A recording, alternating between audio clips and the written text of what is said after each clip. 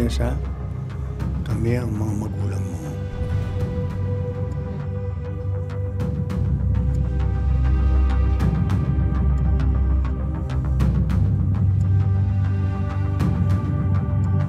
Pasensya na po. Wala po akong maalala. Anak, kung pwede ka na umuwi sa bahay, di mo na kita isasama sa Malacanang. Mas makakagulo sa iyo.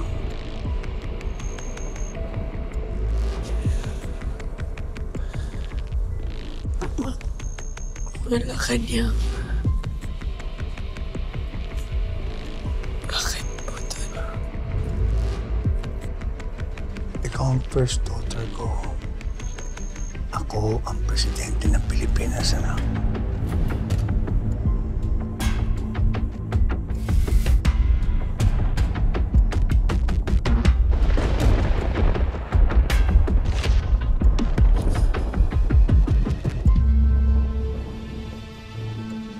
Ano po bang nangyari sa akin?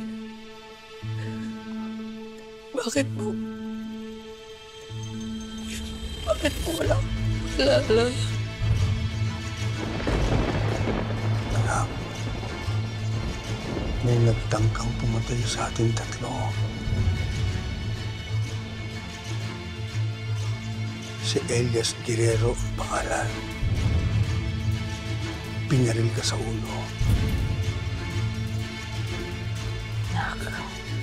Nak, huwag kang mag-alala. Sisiguraduhin namin ng papa mo na hindi na ito ulit mauulit. Gagawin namin na lahat para maprotektahan ka, anak.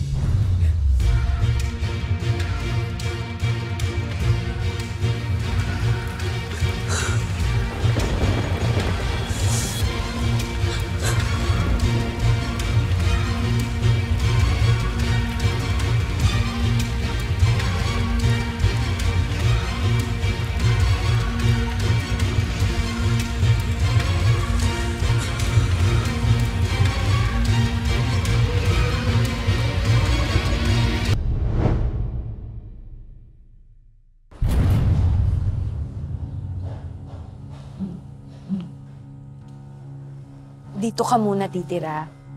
Hanggat maaari, di ka muna pwedeng lumabas nang hindi namin nalalaman.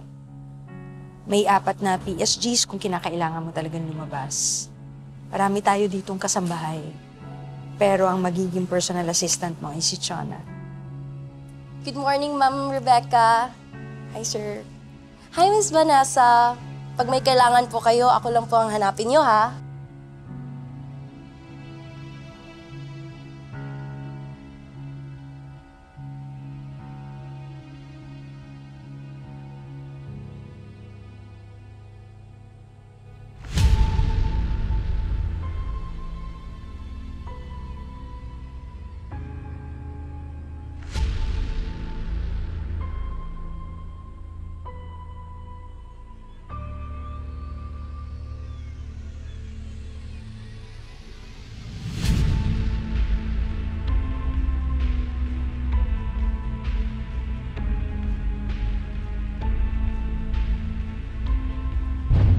Wala po ba tayong litrato nung bata pa ako? Yung magkakasama po tayo?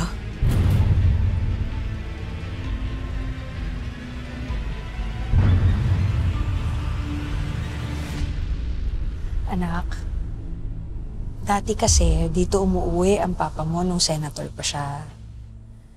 Di ba sa Amerika ang bahay natin? Doon ka lumaki at doon ka nag-aral. Diary po kaya? Kahit ano pong makakapag-paalala sa akin sa kung sino ba ako. Anak, lahat ng hinahanap mo nasa bahay natin sa Amerika. Lahat ng memories mo nandoon. Hindi pa ngayon ang tamang panahon para malaman mo ang lahat.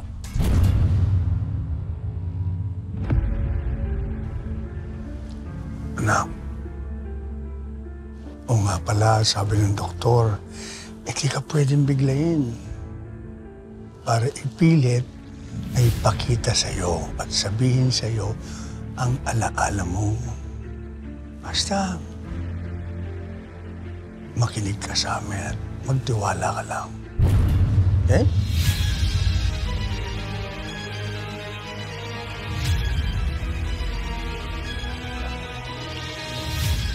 Naiintindihan ko po.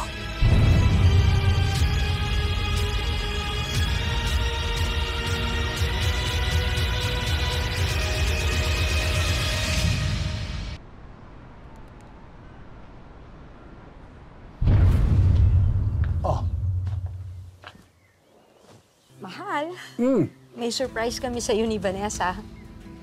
Ano yun? Oh. Makitay ka lang.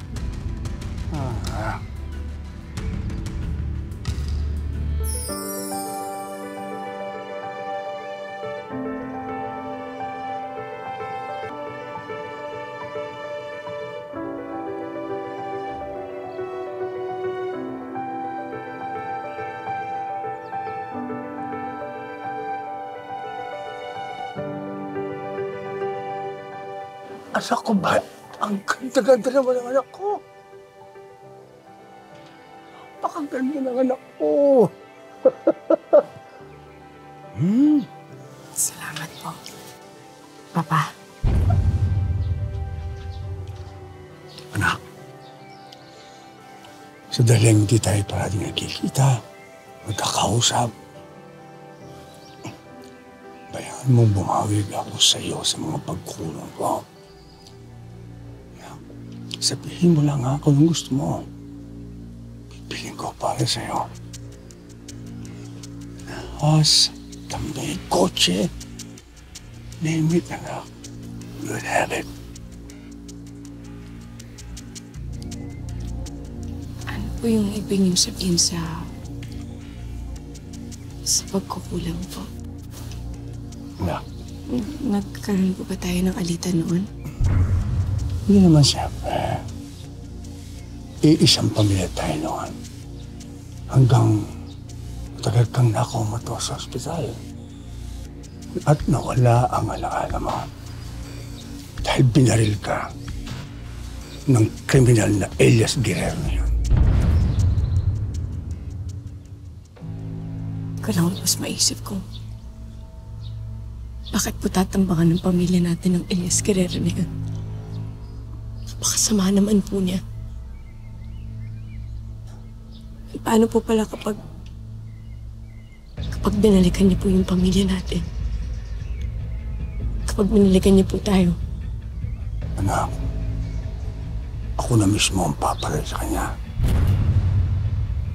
Pag lumapit siya sa atin, lalong-lalo na sa'yo. At alam kong hindi ka na ulit masasaktan ng demonyong kriminal na Elias Guerrero na yan. At bilang Pangulo ng bansa ito, gagawin ko lahat para mahuli ng batas ang Elias Guerrero na yan.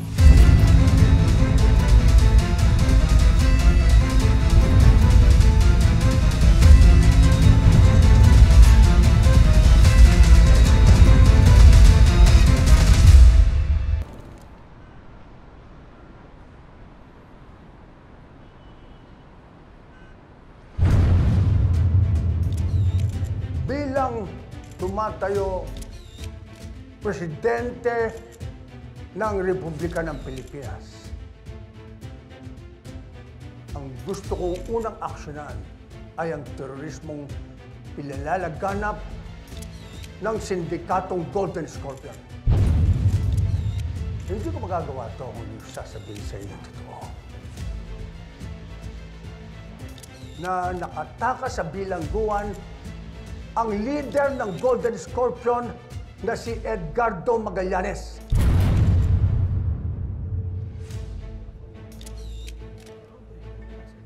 Pero hindi niya nagawang mag-isa to.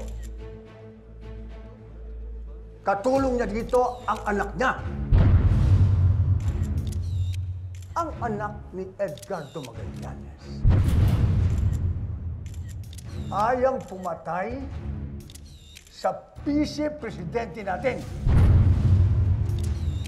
Kaya hanggang ngayon, nandyan sa critical condition ng presidente natin. At dahil din dito sa taong ito, na anak ni Edgardo Magallanes. At sa maniwala kayo sa hindi. Matagal na nating kilala ito.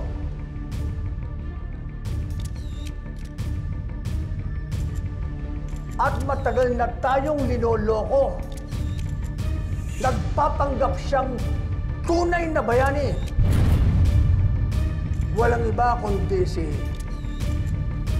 Black Rider. Ang tunay niyang katauhan ay si Elias Guerrero na anak ni Edgardo Magallanes.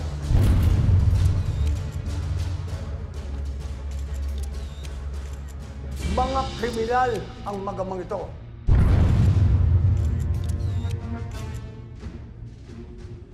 Edgardo Magallanes at si Elias Guerrero ay gagawin lahat para maghari ang sindikato nilang droga sa bansa natin. Pero hindi ako makakapaya.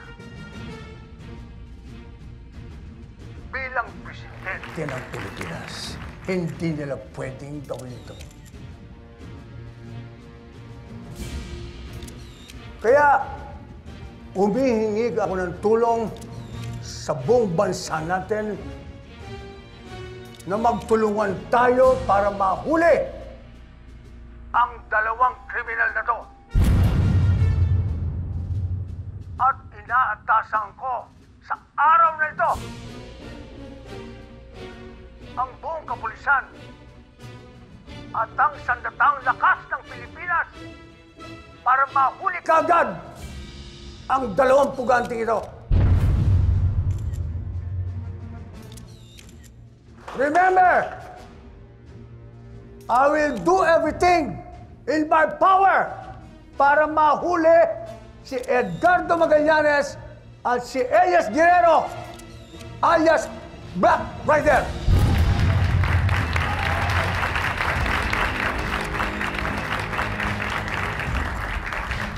Maraming salamat.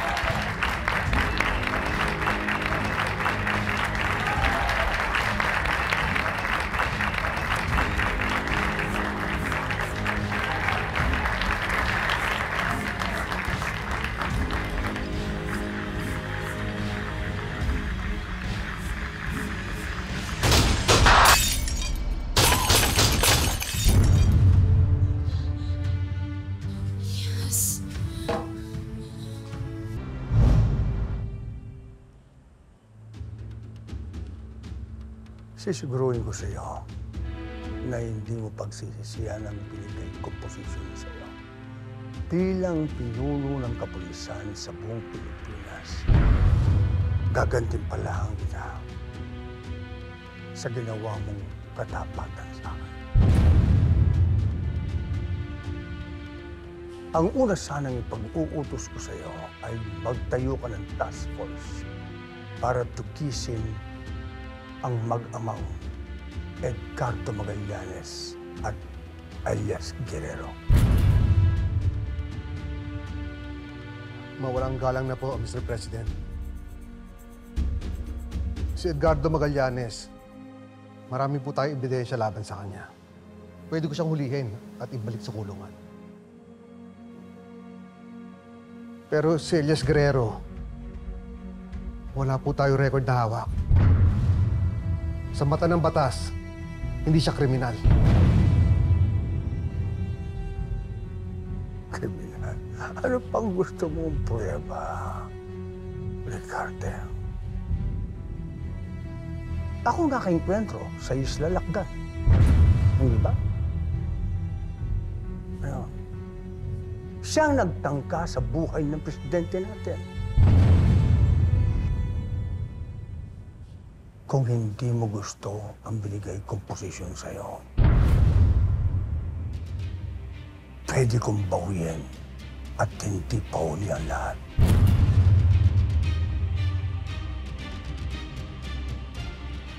Kung itong kinakailangan para makuha kong tiwala mo, President William Romero, gagawin ko. Papatunayan ko sa buong bansa na ikaw ang tunay na kalaban at hindi si Elias.